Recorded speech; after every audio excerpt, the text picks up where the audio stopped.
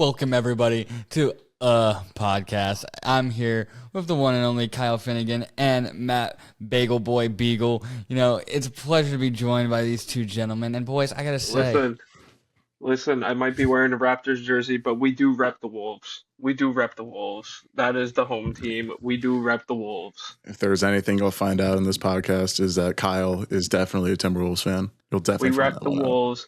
But when it comes to what I grew up on, that's definitely Bosch right here. Bosch. Joe, he's so passionate. He jumped right in the intro. I didn't even get to set him up. Kyle, you tell me you're all about Bosch. Tell me how you're feeling right now. We're doing good. I will say that. Hold on, I'm looking at this score. What is it right now? He's doing good. Currently, the Wolves-Spurs game is 64-65. Yeah, Spurs are up 64, one. 65. I will say Wemby's kicking our ass with the blocks. If I'm correct, he's at It's 8. He might not have 9. I'm not sure. I dude, know this whole Wemby's been a post block machine this he really series. has in the last one too. You mean the first game of Especially the on series already coming out to be a block machine? Who would Yeah. have thought Yeah, Wembanyama dude. would have been a block machine? Yeah, the second that he came super back. tall, already got, lengthy arms. Who would have thought? But we already know how Kyle's doing. Matt Bagel Boy Beagle, how we doing? I'm doing good. It's the first time on the podcast. We've been talking about this for a while, and it's finally time to do it. I'm excited. know. All these series here have been. It's been a historical playoffs round one. That's For all I'm gonna sure. say. So many historical matchups so far, and like you said, it's a historical coming of the mind as we've been trying to put this together for so long, and finally got it here to bring you all this great NBA talk discussion. We're gonna just get right into it. We're gonna stop wasting some time. We're gonna get right into some of these historic discussions we've talked about. Some 3-1 comebacks here in the first round. 2 in the first round. Two of them. Never happened before.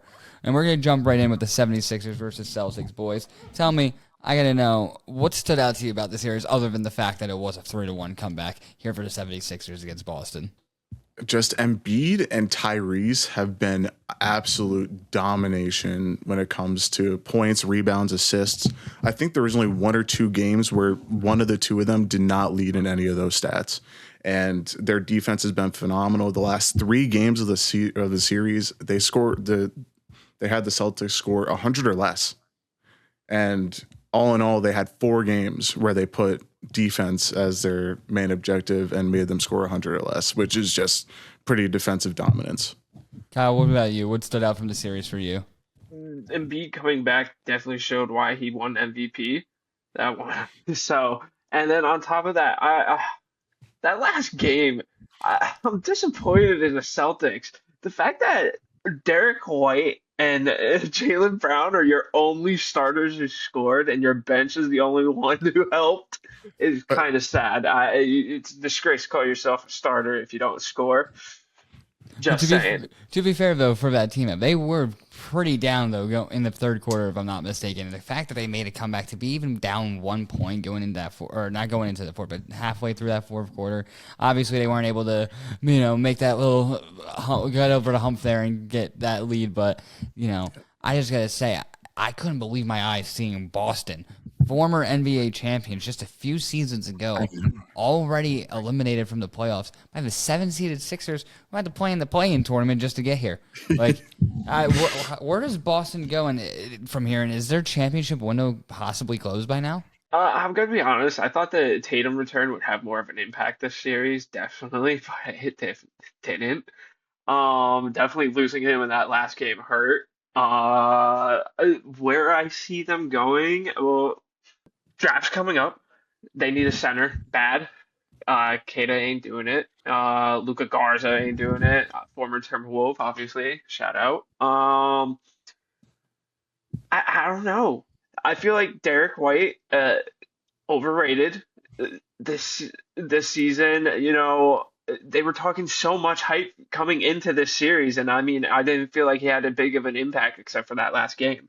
Yeah, I mean, Derek White, as you were saying, his last 10 games, he only scored 10 points per game. Not even. He was at 9.9 points per game. But it's just offensive consistency was really lacking in the entire series by Boston. I mean, they really didn't have that many people that were scoring many double-digit points. I mean, if you're scoring less than 100 in more than half the games that you're playing, when you get taken to a 7 series elimination, you got to kind of look back and see where your offense is going wrong, and hopefully, get some picks next year, draft some good players to kind of take away those offensive inconsistencies. I couldn't have said it better there, Matt. Definitely a roster that needs some retooling. Last year they moved on from Kristaps Porzingis and Drew Holiday because their contracts were getting close to, I believe it was the second apron where they were going to accrue some penalties there. So obviously they had to make some changes, and the fact that they were still even to make it into a 2 seed with Tatum being out all year is truly astonishing. But Kyle, you touched on it a little bit there, that Jason Tatum did suffer through missing some games during the series because of his injuries, notably that Game 7 there. You guys think that Tatum could have possibly been that deciding factor to put the Celtics over the hump in Game 7? I feel like it would have. Yeah, I agree. I mean, He would have been another starter that would have scored. Sorry, Matt. Yeah, considering they were only down by 9, I feel like Tatum would have had enough just to at least get them, a minimum of at least 12, 13 points, hopefully a little bit of better defense, compared to whatever else they had out. But it just didn't seem to be the deciding factor. For sure. And one of the things that some of the Boston players, notably Jaylen Brown, was claiming about being a deciding factor in the series, specifically Game 7, was some of the officiating. He was very unhappy with some of Joel Embiid's possible flopping, as Embiid is possibly known to be able to do from time to time, depending on who you ask. But, there was a lot of calls that some of the Boston players felt. I got to know from you. We'll start with you, Kyle.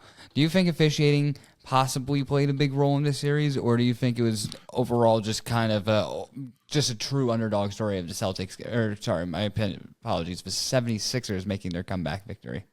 To be fair, I didn't have high hopes for the Celtics coming into the season.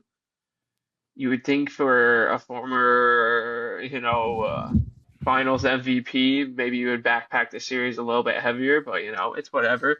Like I said, we didn't have high hopes for the Celtics. They played phenomenal throughout the season, but when you come into the playoffs, it's a different story when you got lack of star experience, like you losing Kristaps Porzingis, Drew Holiday, and then you come in with the 76ers, they get Embiid back and everything. You got Tyrese Maxey, who's a great player, but I just don't think the depth and the role players on the Celtics just were there.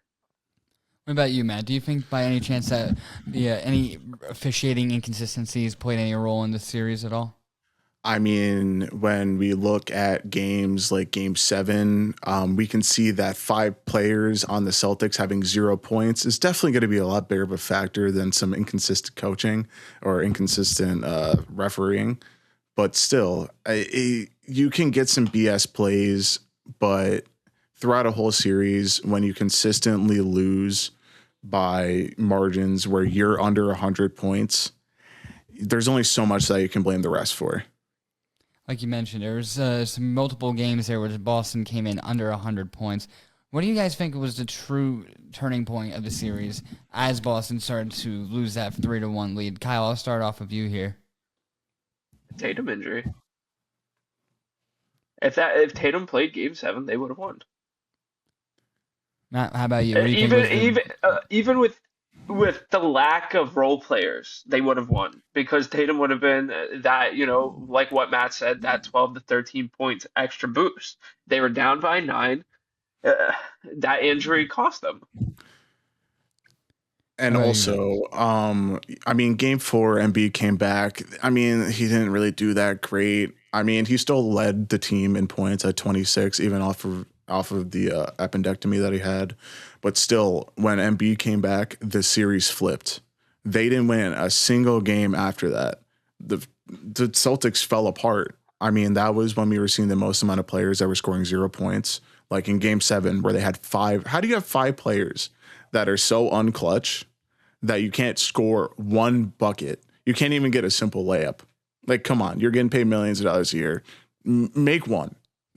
That's how your team's going to lose. You have role players that are doing absolutely nothing. Well, from one series collapse to another, we're going to move on to the Detroit Pistons versus the Orlando Magic. Now, boys, a lot of people were originally talking earlier in the series that Cade Cunningham was on some fraud rush. You know, they were comparing him to Frag, and then he showed out like Frag at the end, and he popped out. I got to know, what were some key takeaways from this series? Matt, let's start off with you here. I mean, Cade Cunningham, he was the offense for the Pistons. He let in points every single game. He was there. He was leading in assists at least half the series from what I remember. But yeah, I mean, Cade Cunningham, definitely not washed. I mean, he's definitely a big reason why the Pistons were able to advance. Kyle, how about you? What did you think really stood out from the Pistons-Orlando series here? Jalen Duren not being what he was supposed to be coming into this series definitely didn't help. The Pistons. Cade Cunningham having to backpack this series most of the time is, showing why they were the one seed, why he can be a MVP candidate and everything like that. Definitely the coaching and everything like that, locking in that game seven, Cade definitely took that leap and everything like that.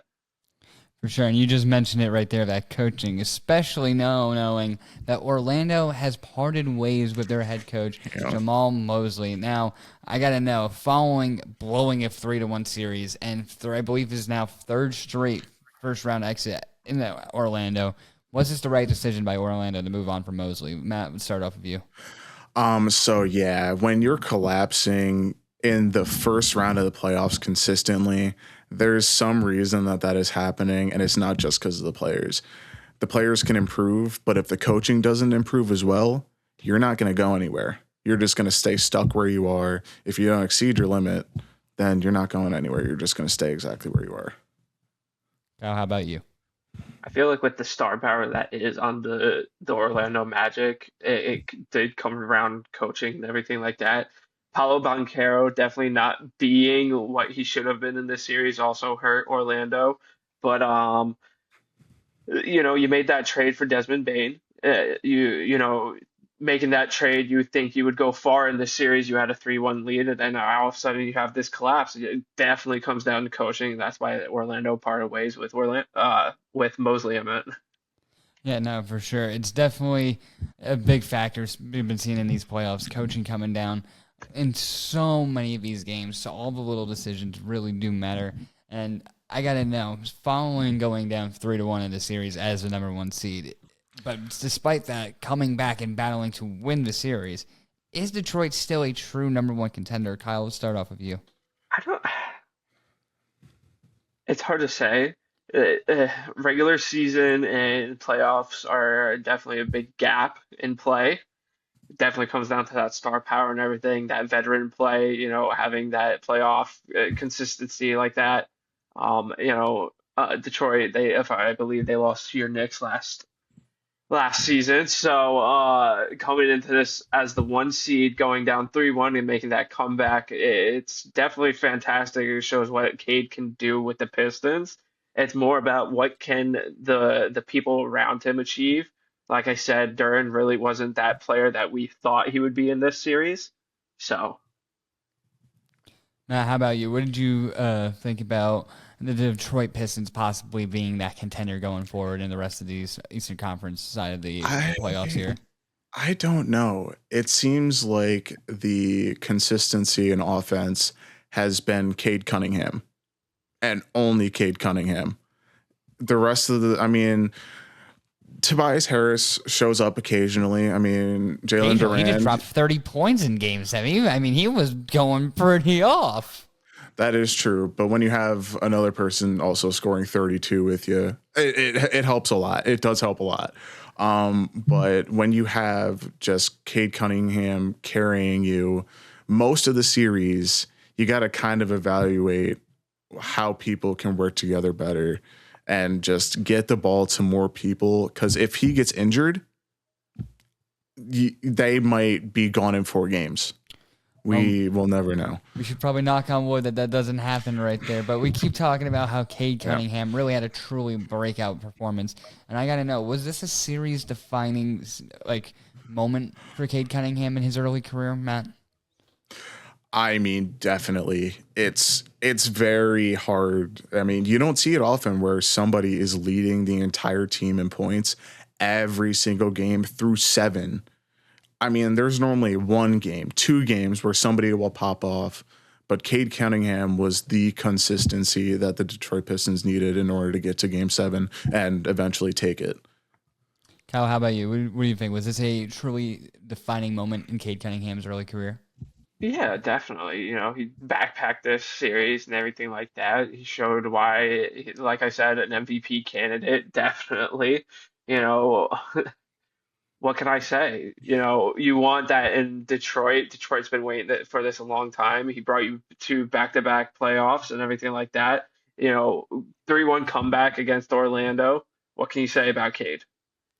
Well, you just mentioned it. Been waiting a long time, and I know you've been waiting a long time to talk about this series, Kyle. We're going to get into Timberwolves versus Nuggets. And, I just want to know, specifically from Mr. Timberwolf himself over here, what were the key takeaways that you noticed when watching these games? Oh, injuries. We gave belt to ass to the Nuggets. Oh, but I do have a question. Seeing that what your Knicks did to Tom Thibodeau, we're going up against the Spurs right now. And let's take a look at the score real quick. 78-77, Timberwolves are up. Do you think if the Timberwolves lose this series, do they part ways with Chris Finch?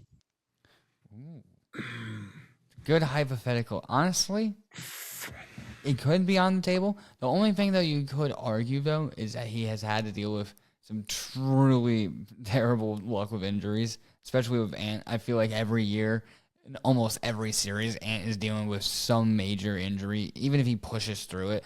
Like we were talking before the podcast, as you mentioned earlier, that he's always been a fighter, and he always seems to battle through whatever pain he's got. Hell, he's here after 9 days on a bone bruise.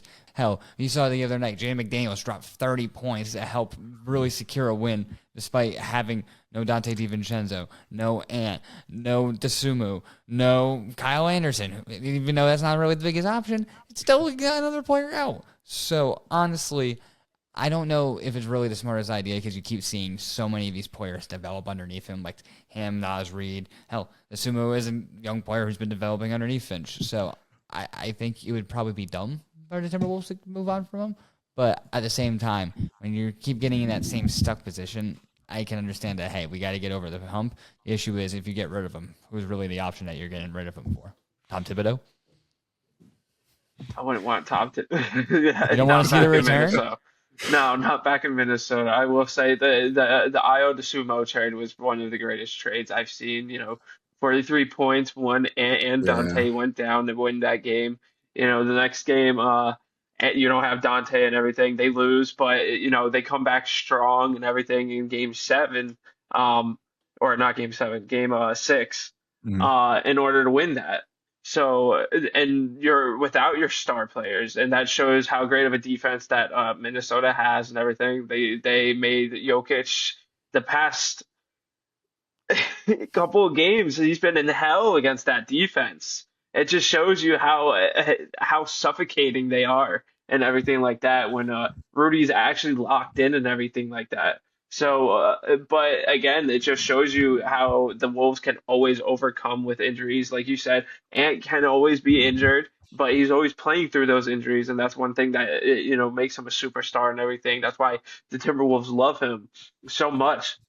I think, even though Julius hasn't been that star this series, like compared to last season and everything like that, it's still a great presence to have and everything like that in that locker room.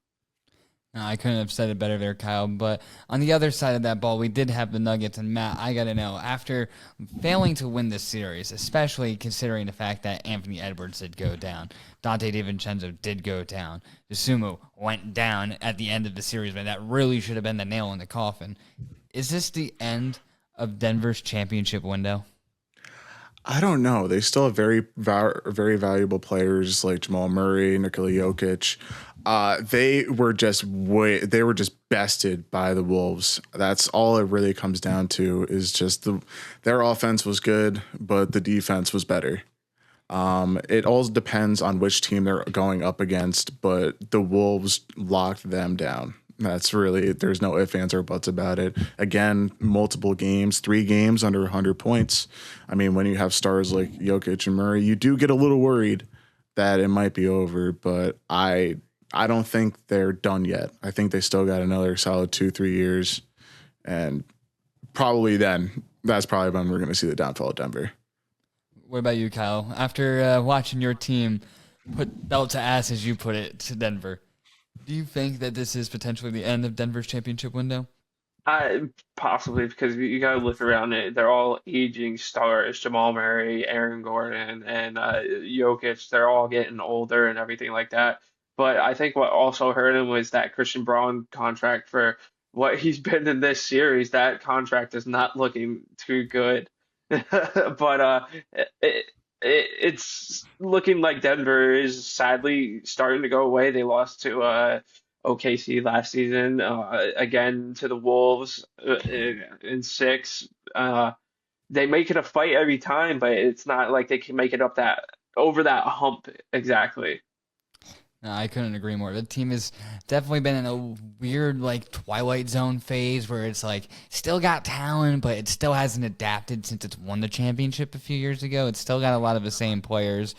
We possibly saw Aaron Gordon's final series as a Denver Nugget, knowing I believe his contract is up, or he's got at least some contract situation coming up. But if you ask Michael Porter Jr. from Matt's Nets, if the Nuggets kept him, they would have won. So who knows? But back to the Timberwolves. I got to know, we were kind of touching on it a little bit before, but hey, they did win this series despite having multiple major injuries on the side of the ball. How impressive overall for the Timberwolves is that in this series overall? I just got to say, that's pretty big in my book. Kyle, what do you think about that? Injury, you overcome the injuries, and that just shows you what Chris Finch can put into the Wolves, depth and everything like that. Even with Kyle Anderson, he came into this series. They signed him and everything like that, and he has made an impact. It might not be a big impact defensive wise and everything like that. He did go down also. That's another 4. That's a 4th player going down. So it just shows what the Wolves can overcome offensively and defensively with Jaden McDaniels, Julius Randle, and even Naz Reid. For sure. And Matt, how impressive do you believe this win is? And do you think it's something that the Timberwolves can possibly carry forward into their next series against the Spurs? I mean, it seems like they already are giving the Spurs a hell of a fight. I mean, they're tied with 8 minutes left in the 4th. But Webby's got 11 blocks, by the way, in this series. Just to let you know. Already game 1. But can't believe that crazy 81-84 man from Spurs. France. Good God, my man, Wow. Wembanyama. So yeah, Alrighty. That is even on top of that, the fact that you guys are tied with a man that has 11 blocks says enough. That Chris That Finch says right there, enough. baby. But yeah, there was definitely a lot of players that stepped up during this period where Ant was out. They had injuries all over the place. I mean, Dosunmu dropping 43. I mean, if that isn't a step up, I don't know what is. But yeah, if they can keep this consistency offensively where one player steps down, another player is stepping up, taking their role, being efficient and scoring, I have a feeling that they're definitely going to take that into the next series. For sure. And, we kind of touched on it just there about that consistency is really needed with a team to really succeed. And that's kind of one thing that Denver seemed to lack, especially with Jamal Murray. Really seemed to kind of be a ghost in the later part of his series. Do you guys believe that the team kind of relied too much on Nikola Jokic's abilities and his offensive and defensive, or not really defensive, but offensive mind to just really kind of carry them throughout the series? It comes to Jokic also has he needs to put that more effort into the defensive end. But when you also have to backpack on the offensive end, I could see where the lackluster defense comes from. But again, you got Rudy Gobert, who's also wearing you down in that series. One of the defensive player of the year runner-ups for, he's won with the Timberwolves, won with Utah, defensive player of the year. Like, what can you say? He's Hall of Fame bound. So when you're going up against a guy like that, it's kind of hard to, translate on the defensive end and also on the offensive end and, keep that consistency. For sure. And Matt, how about you? What do you think? Yeah, I mean, based off what Kyle said with how dominant Rudy Gobert is, I mean, of course, defensive player of the year. Wrapping your offense around a very good defensive anchor is just not going to bode you too well. I mean, if they rely on Jokic for plays, for shots, they rely on him for quite literally everything that the Denver Nuggets do. And when he's locked down with a defensive god like Gobert, it's going to be hard for them to keep relying on him. And we obviously saw that they couldn't rely on him enough.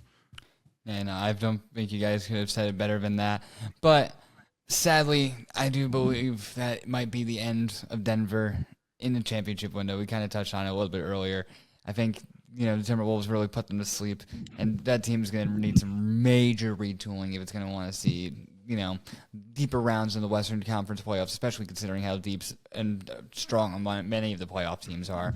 But we're going to shift back over to the East. So my personal favorite team, the New York Knicks, who, as we were talking about belt to ass with the Timberwolves and the good old Nuggets, I think there's real belt to ass with the Knicks and the Hawks, considering the Knicks had the biggest, I believe, halftime lead ever in the playoffs. Like, color me shocked. This team who needed everything a few years ago is now destroying teams like that in do-or-die situations for them. Like, come on. Like, well, I want to know from you guys. Obviously, I can go on and on and on about the Knicks, but Matt, what did you think really stood out from the Knicks-Hawks series? I mean, do we need to talk about anything other than Game 7? I mean, come Game on. 7? What game are you talking about? Game 6, buddy. Game 6. We don't go to Game 7 here in New York. To be fair, I did say Game 7 for the Timberwolves. All right, so. You know what? Basic ball knowledge. Anyway, Game 6. I mean, come on. 51 points to close it out. It's just, I mean, the Hawks started strong, but in the end, again, the Knicks defense, it got to them. The last 3 games, under 100 points for each of those games. They couldn't win. The Knicks were just locking them down. And in the last 3 games, they were outscored by 86 points. If that isn't belt to ass, I don't know what is. You couldn't have said it better there. Kyle, what really stood out for you from this Knicks-Hawks series? I'm going to be honest. It's more about the Hawks making this a fight, especially the lackluster star power there. But I will say, the Timberwolves are missing Nah over there, most improved, 20 points per game coming into that series. He definitely dipped off going into that series. That was also just. Definitely had a little bit of a stronger start and fell off a little bit. Early on in the series, I was watching every three-pointer this man took, and I felt like everything was going in. Same thing with CJ McCollum. It felt like both of these guys could not miss. And just, honestly, it was giving me some non-flashbacks to 2021 watching my Knicks get that belt to ass from the Hawks, from back then. But overall, Knicks were able to strengthen up, kind of bounce back from getting that punch in the mouth. A lot of people have been saying that kind of needed that to happen to them because as you've seen going into tonight's round 2 matchup against the Sixers, I mean, they really put some more belt to ass. Yeah. They were able to take down the Sixers 137-98. I mean, this Knicks team is on fire. Is this potentially the hottest team in the East right now, Matt? Ooh, that is a great question. I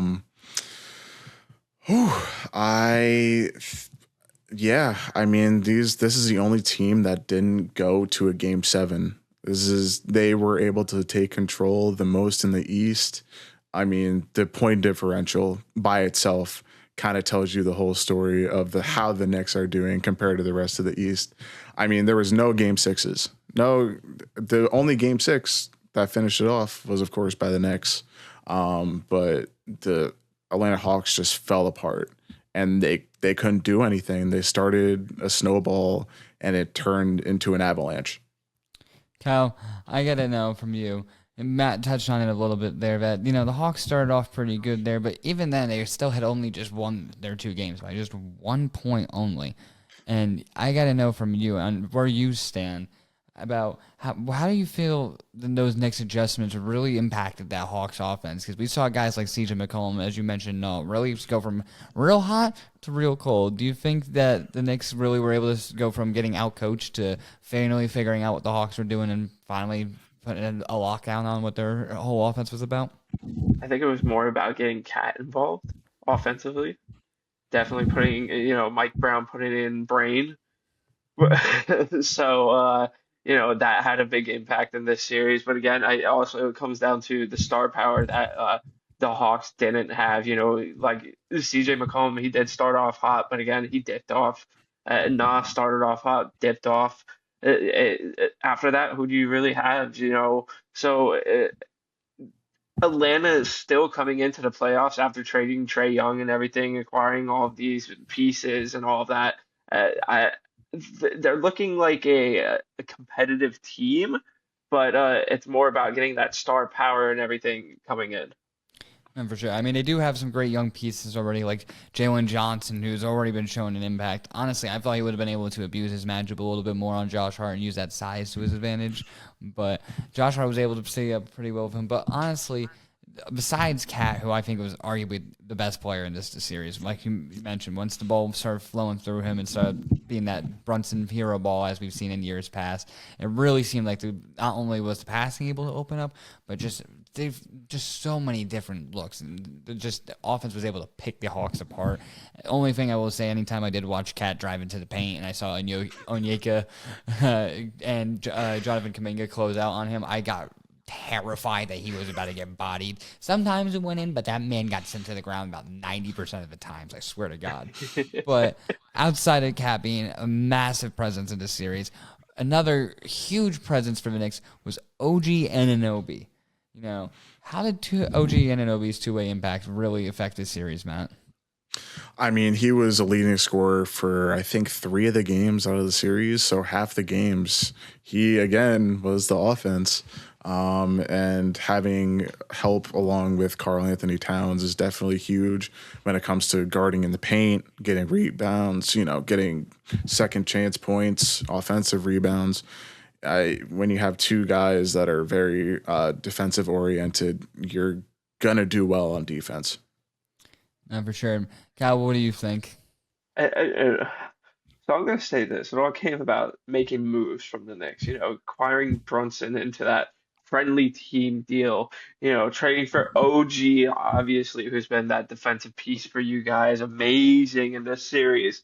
Acquiring Cat, trading Julius Randle and everything like that. The offensive uptake that Cat had in the end of the series is what helped you guys definitely put an end to it, even though he might lack defensively. But I must ask, Dylan, how do you feel about the Mikal Bridges trades? Okay, You want to talk about that one, buddy? Yeah, let's talk about that. Hey, look, he did pick it up towards the later half of the series. I'll give him that. And without Mikal last year, we don't beat Boston. So he does have his moments. But look, 5 first-round picks for a rhythm shooter who they don't let him get rhythm half the time is pretty ballsy idea, I'll say, where you have to let him get shots. And when he's arguably sometimes the second or third option, or not second, sorry. What am I saying? There's Cat and Brunson. He's usually the third option at best, and that's assuming he's getting the ball over OG and Anunoby, who, although he's more defense, can still easily pop off for anywhere from 15 to 30 points on a night, like we saw that last game. Yeah, I was going to say, we saw that. It was crazy to me how he had more points than the Hawks did at one point, I believe, in the first quarter. Like, he was going off.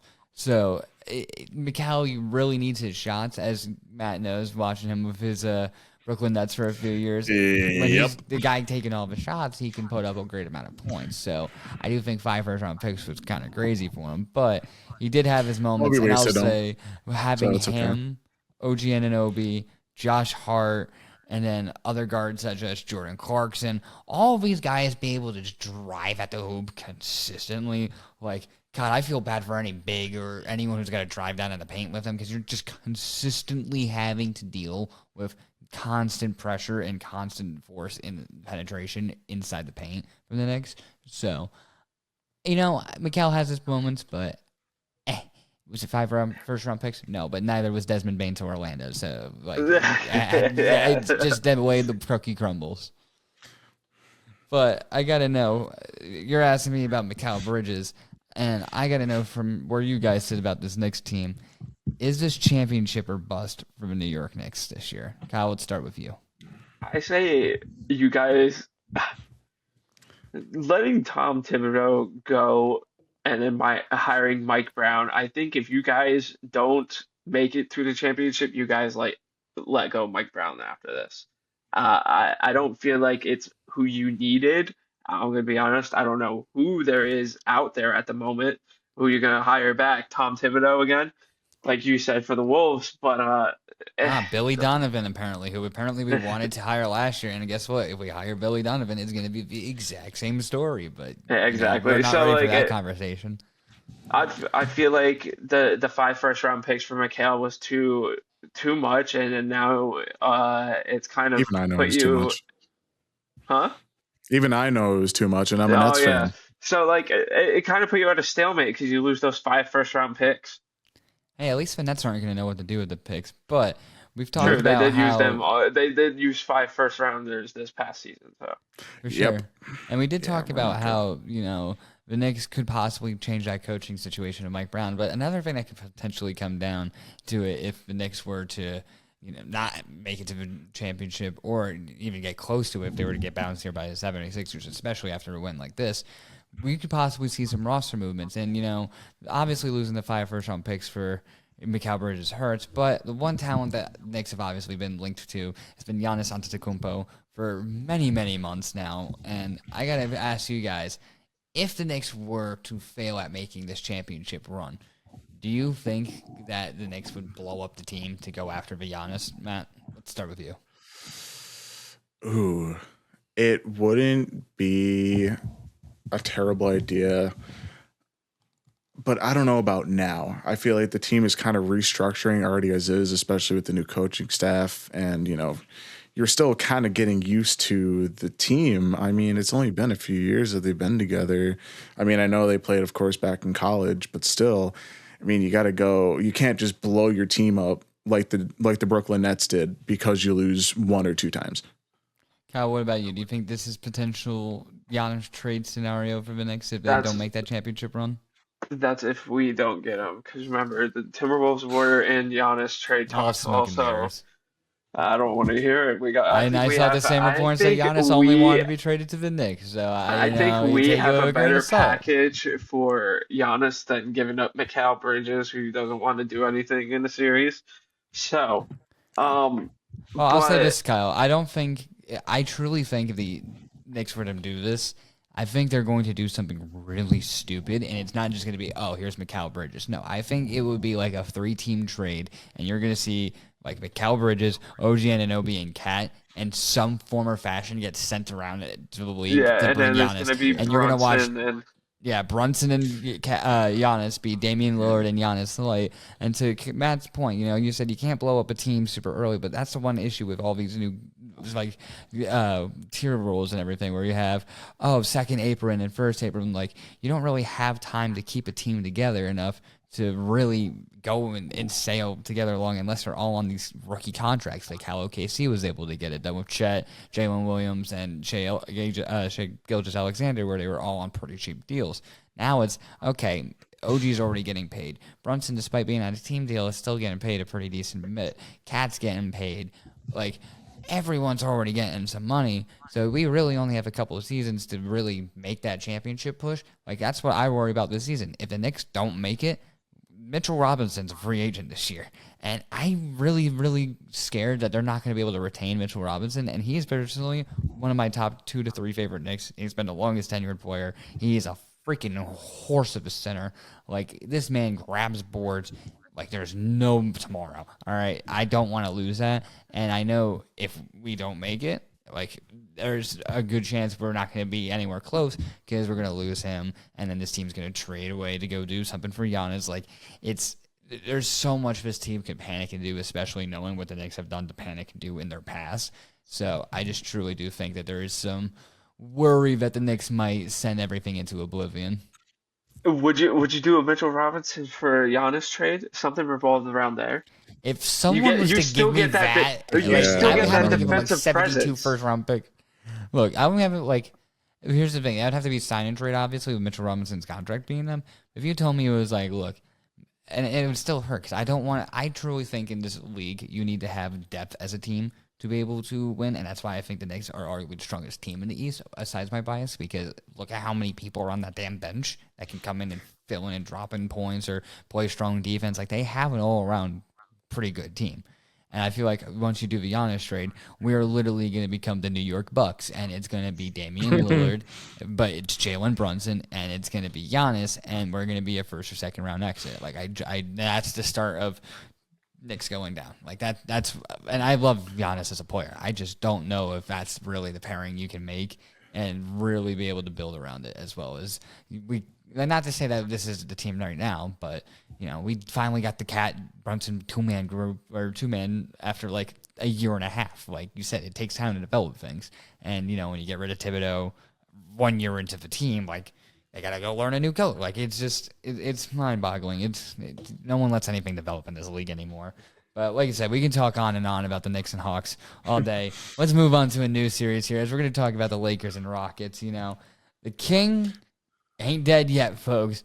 LeBron James helping lead the Lakers past the Rockets in a series where there's no Luka Doncic, no Austin Reeves. Obviously besides King James just putting the team on his back yet again, like old LeBron would. What stood out in the series to you, Matt? Well, I remember in Game 6 there was a 27-3 run by the Lakers, so that was definitely kind of a murder point. Like, just at that point, you kind of had to start to give up. Especially it's just terrible. And of course, the defense from the Lakers, great again. Another half the series, the Rockets were under 100 points. And the Lakers, besides LeBron James, of course, King James leading in points for the 6 games of the series. He might be old, but he's not washed. For sure. Kyle, what stood out in the series for you from the Lakers Rockets? It shows Kevin Durant's washed. I will say this. Yeah. Last season, swept by, yours truly, the Timberwolves. And then you come into this series after wanting out of Phoenix and you go to the Rockets and you still haven't done anything.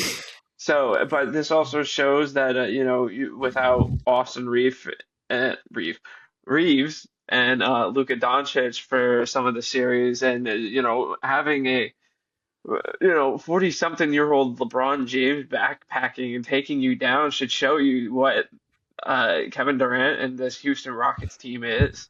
Well, to be fair for Kevin Durant, he did miss some of these games with some injuries. Now, there were some reports that he was apparently away from the team during this, and it was a little bit strange. KD having issues with the team. This is also coming Shocker. from, I've seen reports that this man has a burner account and talks shit about his own fucking teammates. His own team, yeah. So it is interesting to see that did go down, especially like you mentioned. He left the Suns to come here, and literally, what did he get him? 2 games better in the playoffs? It literally got him 2 more wins in a series. Like, the Lakers Rocket series went 6. Suns got swept in 4 by OKC. And they had significantly less talent compared to the Rockets with Kevin Durant, who, despite missing games, did force his way onto a team that had Alperen Sengun, former number 1 overall pick with Jabari Smith. I just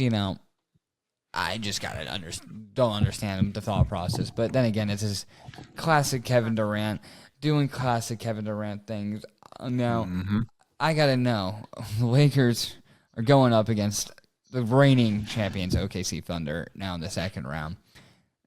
They are getting Austin Reeves back, thankfully for them. They've been out from the team for a little bit, but is that going to be enough firepower? Do you think for them to be able to overcome the Thunder going into the second round, Matt?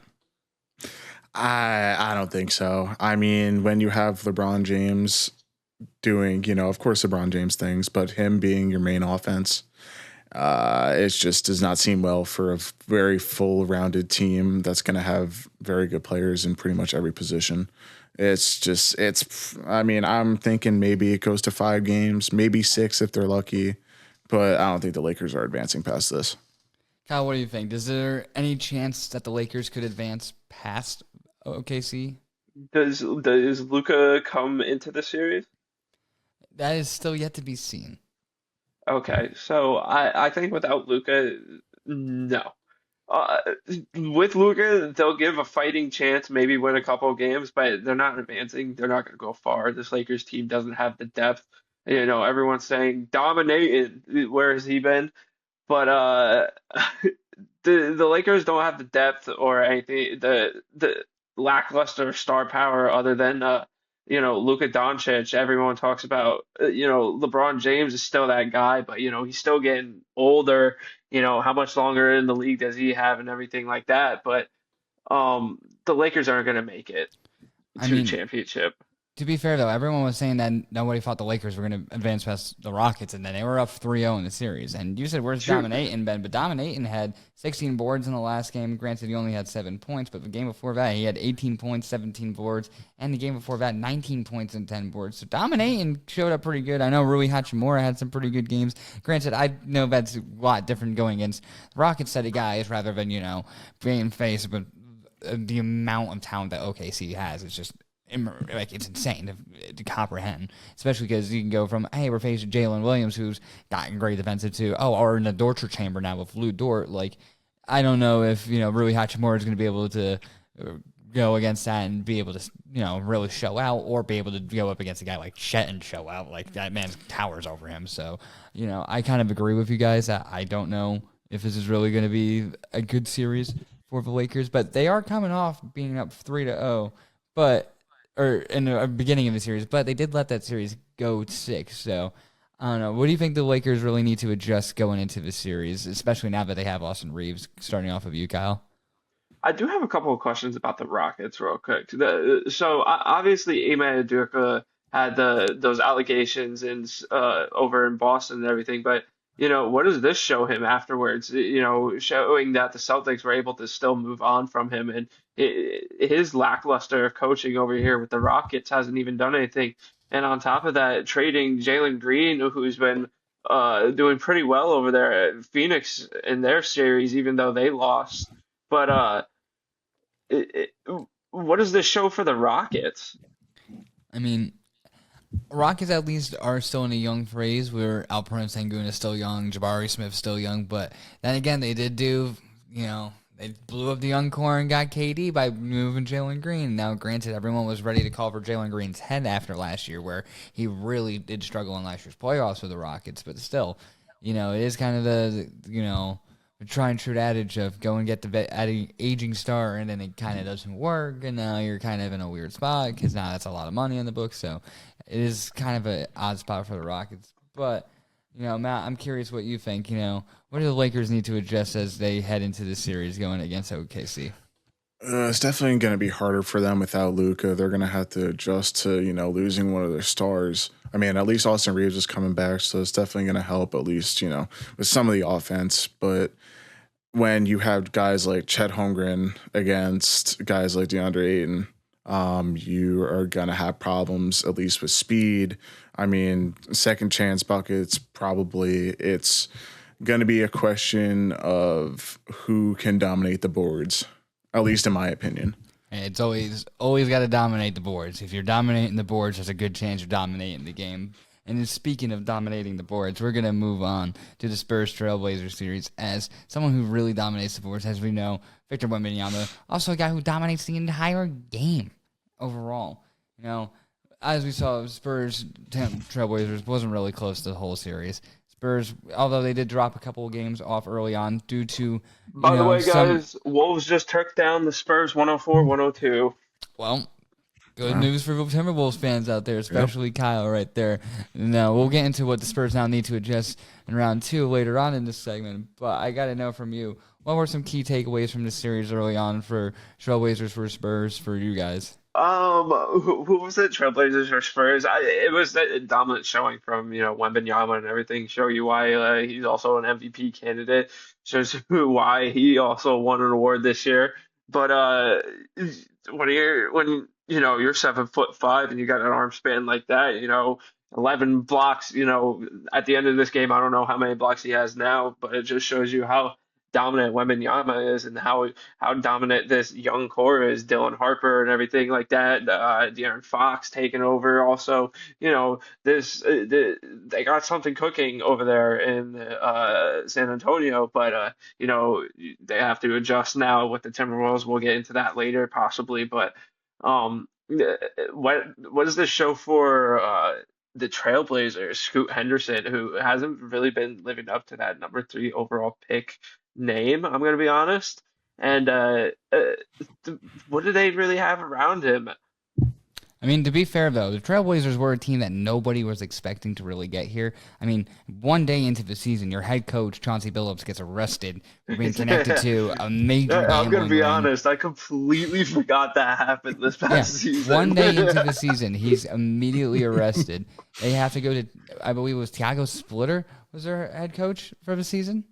And now their their owner is so cheap that he's trying to move on from him to go and hire the cheapest head coach in the NBA. Apparently, he doesn't want to pay more than $1 million, which is, I don't know how he's going to do this as an owner. Okay. But that's why the team also didn't have have teams have their shirts that they have for fans and stuff at the playoffs. Nope, not for the Trailblazers. Don't get one of those.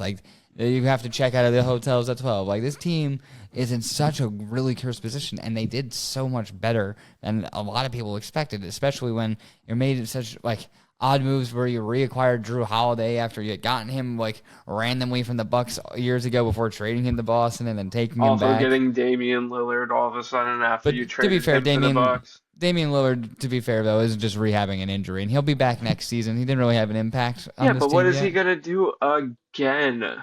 I mean, he's here just to really give that veteran presence in the locker room. That's really it. He's not going to be, I don't think you're seeing Dame time return to Dame time, but it's still Damian Lillard. And to be fair, Damian Lillard on the Trailblazers just feels right. But it does add an extra piece. But overall, I mean, they do still have young talent with Denny Avila. Right, you mentioned Scoot Henderson. They've had guys like Tumani Kamara, who was on, I believe, an all-defensive team last season, if I'm not mistaken. Or it was last season. So, overall, this team overperformed expectations, in my opinion. I think it's something that you got to give them a little pat on the back for. But overall, I do think it's, like you said, it's somewhere you got to try and figure out where you go, especially when you've had some young talent who you took high up in the draft who hasn't been really panning out as well as we kind of thought they would be. But sticking on this series, I got to ask you guys, how did Victor Wembanyama really impact this series? Obviously, the Trailblazers took a couple of games, and they really did that once Victor Wembanyama had his concussion. But then when Wemby came back, it went completely back into Spurs' favor. So do you think he was the true difference maker of the series, Matt? Yeah. So, I mean, even after coming back from a concussion, he had 2 double-doubles in the 3 games that he played coming back. I mean, he had, 7 blocks in his first game back from a concussion. And also tonight, he put up 12 blocks to set the single game block record for the playoffs. And also had a triple-double, mind you, 11 points, 15 rebounds, 12 blocks. So Victor Wembanyama. Still took that L. Yes. So Victor Wembanyama is showing that he does not care if he has a CTA. It's Cam Scatterbo right there. He doesn't care if his brain is injured. He's just ready to go out there. Maybe because he's French, I don't know, but he was ready to go out there and just absolutely dominate on every side of the ball. Well, we did kind of touch on it a little bit earlier, but we've been saying the Spurs were dominating this series, but obviously they dropped game 1 tonight to the Timberwolves. obviously, they did have Ant return, but Ant wasn't really, in his star fashion. He was coming off the bench, so it's still a hurt Timberwolves team taking down this supposed to be dominant Spurs team. I gotta know, what do the Spurs really have to adjust moving forward in this series, in your guys' opinion? Starting with you, Kyle. I hope you know Ant did have 18 points in 25 minutes, so he did show out. He did have a good Second performance in his highest time, but my point being is, though, he's not playing his full 40-plus That is minutes in true. the series That and is isn't true. on the But court making his but difference as much as he again, normally can be. again, it shows the resilience of the Wolves, even with the lack of minutes that Ant was putting in. You double those, that's probably doubling his points right there. Um, but it just shows you. I don't even know. Did the Wolves have Io tonight? I don't even know about that. Hold on. No, they didn't even have him. So that just shows you how resilient this team is with still out Dante and Io, who they just traded for. So that means this Spurs team is going to have a tough time. And I'm tired of people kind of counting out the Timberwolves in these series, especially last season. They counted out the Timberwolves coming into those series and stuff like that.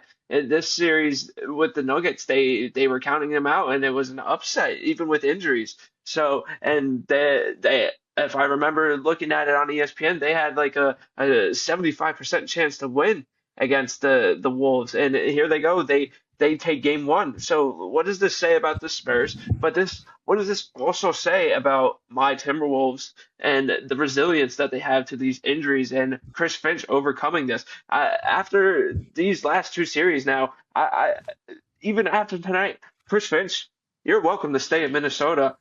Sorry for what I said, definitely, but like, what does this have to say? Like, come on, Minnesota, like stand up. This is what we've been asking for so long. Ever since Kevin Garnett, we had Kevin Love, Well, Matt, D'Angelo Russell at one point, Cat, forgive me, I'm getting too excited about this, man. This is well, Matt, like Kyle said, he's been saying for how long, and I gotta know, do you think this Timberwolves are going to be having to wait much longer if they're going to continue to be playing like this? But yeah, I mean, their depth is definitely there with the top contending teams. They got places and people all around. Of course, like I was saying before, that they were having people step up when there was injuries, and I feel like they can go pretty far, hopefully finals territory. But we'll just have to wait and see for the next two rounds to finish. Well, speaking of finals territory, we did have a series that kind of felt like we were already in the finals, as Cavs Raptors was really back and forth, which I gotta say, I was not anticipating to see this series go 7 games and see some of the most magical shit I've seen in the playoffs already. All right, that left hoop in Toronto is like magic, I swear to God. 2 times I've now seen a game winner where a ball bounces off straight into the air into the hoop for Toronto. Like, come on. And it's from RJ. RJ? I missed you, RJ? Like, come on. Like, RJ. I can't believe that this series. I originally wanted the Raptors. I wanted that to, RJ Barrett revenge series against the Knicks. So I'm kind of glad it didn't happen, but I got to know from you, what was the key takeaways for the Raptors versus Cavs, Kyle?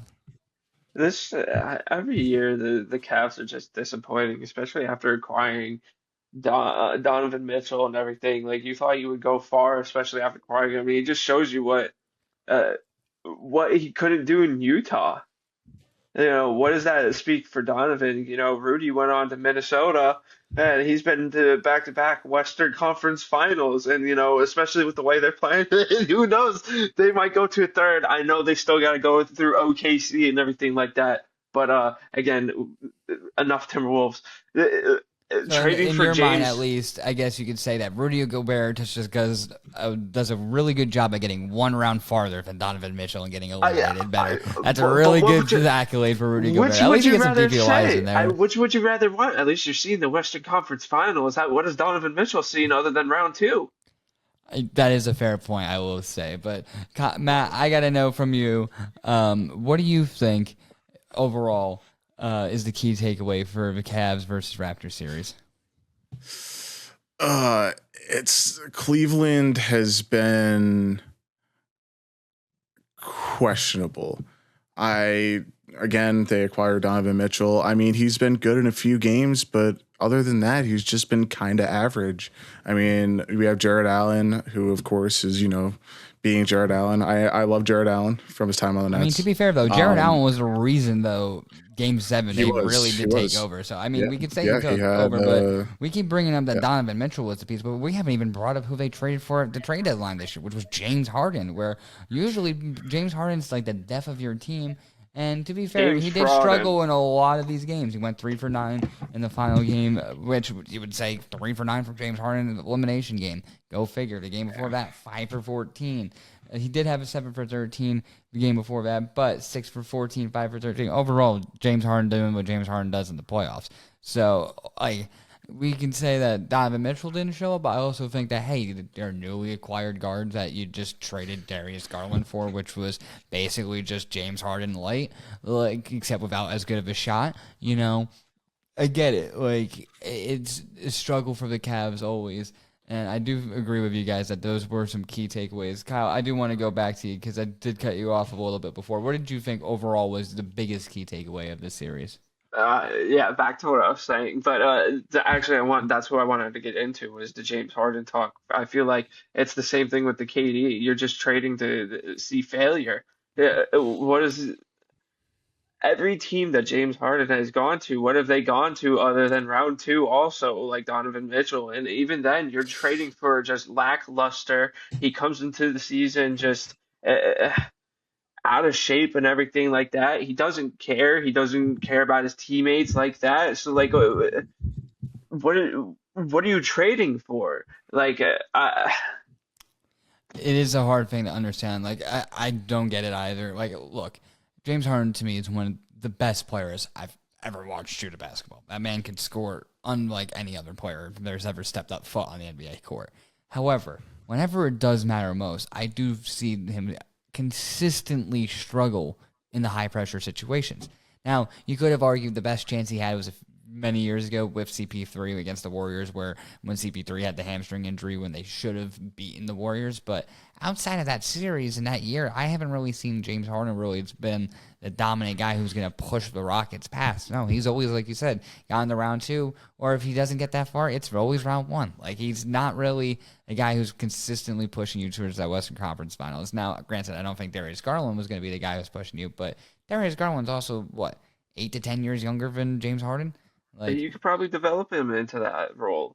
I understand that he was having some struggles in Cleveland and had dealt with some injuries, so I know Cleveland fans were probably already tired, but was James Harden really the answer? Especially knowing that he's not going to be there long. He'll probably be there 2 to 3 years max, knowing James Harden and how he is with teams, because how long is it going to be before he quits on your team and you have to trade him for worse because, he's going to be older and you're not going to get as much value at that point. It's head scratching, especially because this is the type of time you're trying to go all in to win, and I guess James Harden's a move to try to go all in. I understand he's a great player, but I just don't understand how James Harden really is the move that you make at this stage of his career and at this stage of where the Cavs team is, especially considering that many fans thought the Cavs were a real contender going into the series, and now they just won 7 games with the Raptors, which I'll touch on both sides. First off, Matt, how impressive is it for the Raptors to take the Cavs 7 games? And secondly, because of the fact that they got taken 7 games, do you think the Cavs are still a real contender for the rest of these eastern side of the playoffs? I mean, definitely if you have James Harden being classic James Harden, being me ball or no ball, you're not going to really go far. I mean, his defense is just kind of meh. I mean, looking back to him on the Nets, I mean, I remember that one play where he just let the dude run in front of him and just score a basket because he's fat and lazy. But considering that the Raptors even were able to play as well as they did is just great to see that they at least tried. They didn't give up. They didn't just try to wind down for the rest of the season. No, they went to a game 7 and they tried. But, unfortunately, you have too many good pieces on the on the Cavs to really overcome that, especially in a very clutch situation when you have Jared Allen scoring 22 points, getting 19 rebounds, and getting out rebounded by 60 boards in Game 7. You're not winning that. Yeah, for sure. It's like we said earlier, you got to have that board dominance. But I just gonna move on to that final series that we've yet to touch on, the real belt to ass series out of anything we've seen all year of the Suns versus OKC. True belt to ass as OKC was able to take down the Suns in 4 games. Get the brooms out. We sweeping, boys. We sweeping. There you go. And, sadly, because of this, not letting me wear my newly acquired throwback Charles Barkley Suns jersey, which I'm very sad I couldn't wear for this pod, despite me getting to wear my Knicks. But I don't know why you didn't. I went with Bosch, man. You should have. That's how it be. But I'm just representing everybody. As a true NBA fan should. But to be fair, I would represent everyone if I was a Nets fan. Yeah, well, there's no team for me to root for.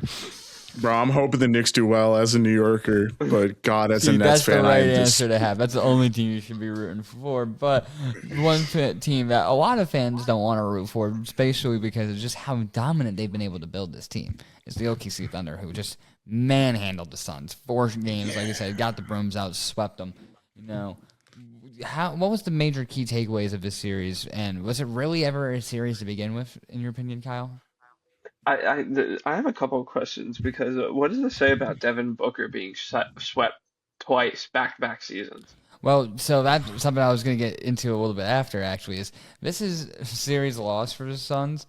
Now is, I believe, 10 straight playoff losses for the Suns. They got swept last year, and they had taken the last 2 L's against the Nuggets in the playoffs the year before.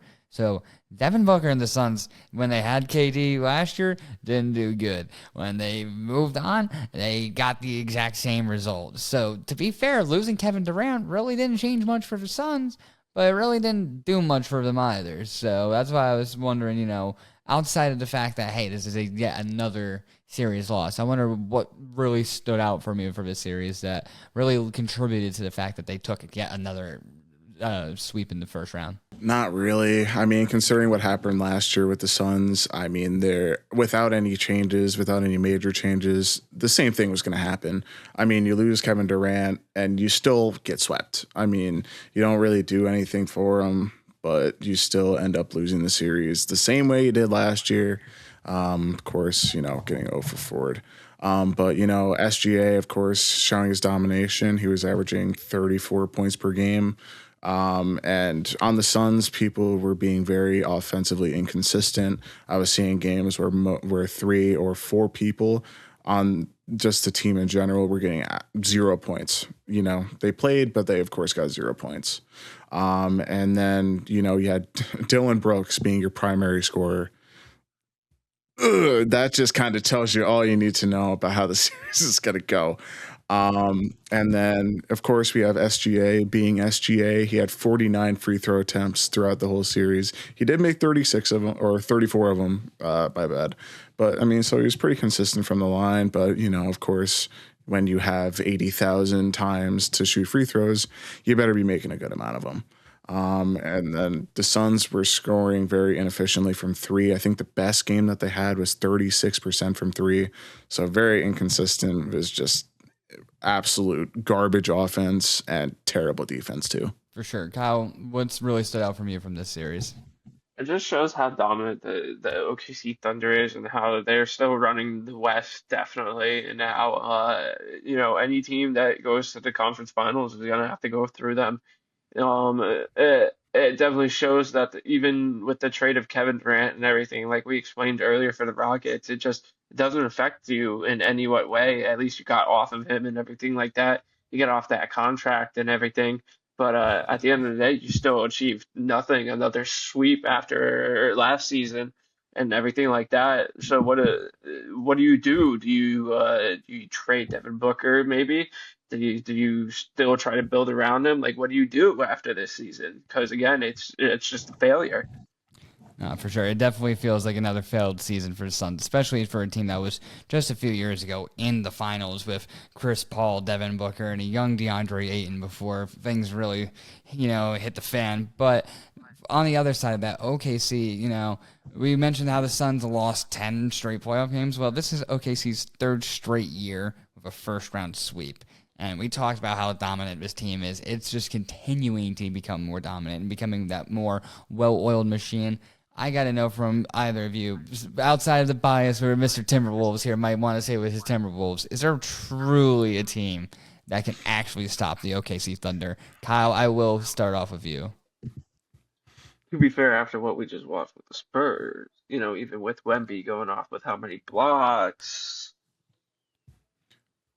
I think it's Timberwolves. Come on. Even then, we lost 4-1 last season, but I think with the trade of Io, even though we lose Dante, we'll give him a dogfight and everything like that. I feel like especially after how Rudy played this season, past series against the Nuggets, putting Jokic in hell. Yeah, he might have gotten a couple of like 20-point plus games and everything like that, but at the end of the day, that guy was tired. So what can he do with Chet and everything? We just saw what he could do with Wembanyama. So like again, uh, series is not over. We gotta see what the Spurs are gonna put on. If I stand corrected, OKC's going up against the Lakers. I don't think Lakers are gonna get past them. If you think so, you gotta get your head checked out. That's all I gotta say. But again. The OKC is just dominant. The West just runs through them. For sure. Matt, what about you? Do you think is there anyone that can really compete here with the OKC Thunder? I think that the teams at least with the closest chance are probably the Wolves and honestly the Knicks. I feel like with their depth and consistency, I mean, at least compared to teams like the Spurs, where their main offense is Wembanyama, you kind of need a whole rounded team like the Thunder have to kind of at least go toe to toe with them. And I feel like the Wolves and the Knicks both kind of have teams that are more or less rounded enough that they can kind of go toe to toe with the Thunder. For sure. I definitely think you got some great picks here. But one last little pick from both of you. Give me your early NBA Finals predictions now that round one is coming to a close here. Matt, let's start it off with you. So just finals or like, whoever who's you going think to the is going to finals, make it who's to the going to win? finals, how it's going to go. Give me finals and who you think is coming out.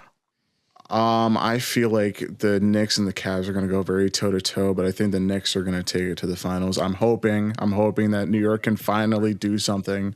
And then I think that the Thunder are going to go to the finals as well. As much as I'd love to see the Knicks win, I feel like the Thunder might have a little bit more of an advantage. I want to see the Knicks win. I would love to see that, but realistically speaking, I think the Thunder might take it all. Just had to do that to me. Just gotta crush my hopes like that. I'm sad too. Okay, at least your team's in the playoffs. All right. I would be. Kyle, what about you? What's your way too early finals prediction? I do think it's going to end up being Thunder Knicks. Who I don't think 76ers are going to make it a game against the Knicks at any point in this series. They just got their ass whooped. Um, Again, we got to see how the series with the Spurs go and the Timberwolves game one. Timberwolves have taken it. But Lakers, OKC is definitely going to take this. If I stand corrected, Jalen Williams is out this series. So it's going to be difficult. Lakers might put up a game or two, with that injury, depending on if he comes back at some point. But I think maybe a dark horse contender. We want the Wolves Knicks. Oh my God, maybe we see fucking guy, bro. Holy shit! But Get him out know. of here. Get him out of It's here. gonna be Timberwolves OKC good, but get versus him Knicks. out. Get him out of here. That's like me saying, "Oh, I don't know." I really, really, really think that that Atlanta Hawks team really had a real chance there. Totally. Oh yeah, but that will do it for a podcast. Folks, thank you so much for joining us. I was here joined by Kyle Finnegan. Kyle, thank you so much for joining me here tonight. It was a pleasure being on. Go Wolves. Hopefully we take this series and go all the way. See you in the finals. Okay, yeah. And thank you to Matt Beagle for joining us as well. Yeah, it's been fun. I mean, as much as it sucks to not have your team in the playoffs, it's been a very fun, at least round one. I mean, with the comebacks from 3-1, that was already historical enough for anybody to want to be interested in these playoffs. So it's been fun to talk about this, and I've had a good time.